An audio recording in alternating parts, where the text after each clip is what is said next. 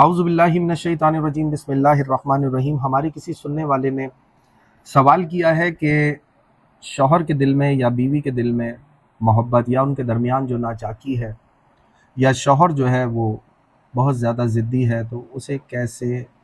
ٹھیک کیا جائے یا بیوی کی محبت اس کے دل میں کیسے پیدا کی جائے۔ اس کا ایک بہت ہی آزمودہ اور بہت ہی بہترین مجرب عمل آپ کی گوش گوار کرتے ہیں کہ سورہ روم کی آیت نمبر 21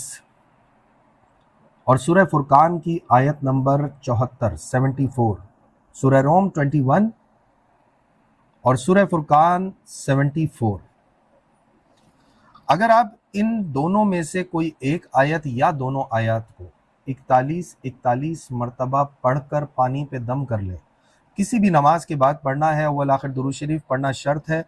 اگر آپ اس کو کسی بھی نماز کے بعد پڑھ کر پانی پہ دم کر لیتے ہیں، وہ پانی پینے کے لیے بھی استعمال کرتے ہیں اور کھانے کے لیے بھی استعمال کرتے ہیں، اور پڑھنے کے بعد اللہ رب العزت سے دعا کرتے ہیں۔